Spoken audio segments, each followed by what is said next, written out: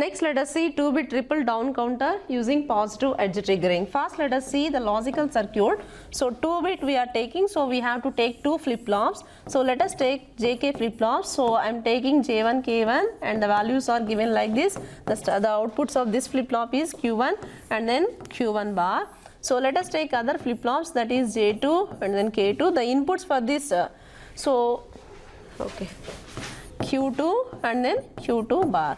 So we are using 2-bit triple down counter, so we have to take anyway we are using 2-bit triple counter, so we have to take 2 flip-flops. The input for the first flip-flops, the inputs for the first flip-flop are J1 and then K1, and the states outputs are Q1, Q1 bar. So similarly the inputs for the second flip-flop J2 as well as K2, and the outputs are Q2, Q2 bar. So let us give the clock for the first flip-flop. So the clock is given for the first flip-flop, and then we are going to use the counter. So that means that the clock pulse for the next flip-flop, the second flip-flop is so Q1 as we have seen.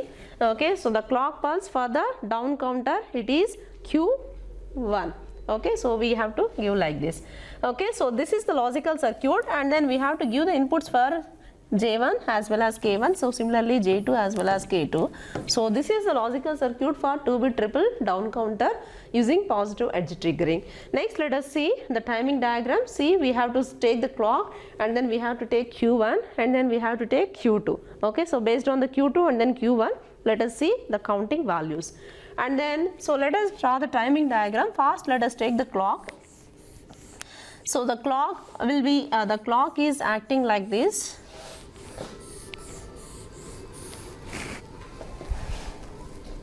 So it is positive edge triggering, so let us take the rising edges.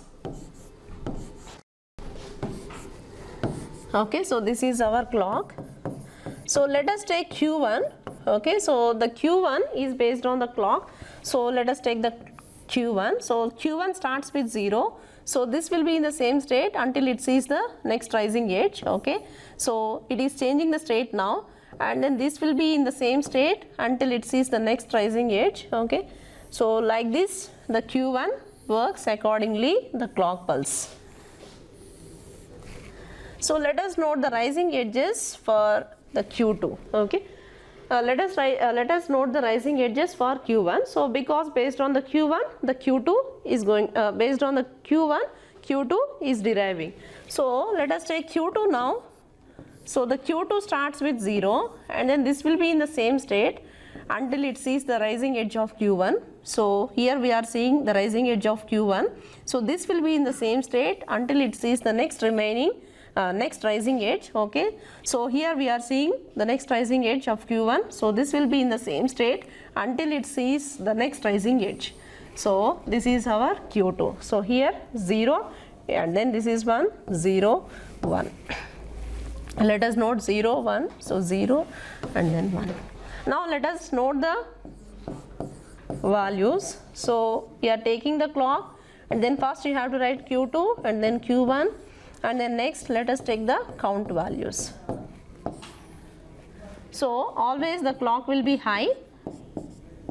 We have to take the high values of the clock, and then first let us take Q2. So Q2 is 0. So the Q2, when the Q2 is 0, and then Q1 is also in the 0.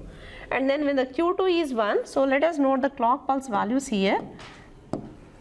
So the clock pulse values are like this. Q2 is in 1, so Q1 also in 1, you can see here. So this is 1 clock pulse. So Q2 is 1, and then Q1 is also 1. And then when the Q1 is 1, Q2 will be 0 here. So 1 and then 0. And then this is our second clock pulse. And then when the Q2 is in 0, you can see here. So this is our second clock pulse. So when the Q2 is 0, Q2 value will be, Q2 is 0, Q1 value is 1. So we are writing 0 and then 1. When the Q2 is 0, so the Q1 is in the form of 0. So 0, 0. You can see here. And then let us note the values. So 0, 0, its answer is 0. So 1, 1, it is 3. So 1, 0, it is nothing but 2. 0, 1, it is 1. 0, 0, it is 0. You can observe the values here. So the first values are started with 0 initially, it has started with 0, and then after that it is counting the values from 3, 2, 1, and is counting the values from n to 0. Okay, so this is about down counter. Okay, so this is about 2-bit triple down counter using positive edge triggering.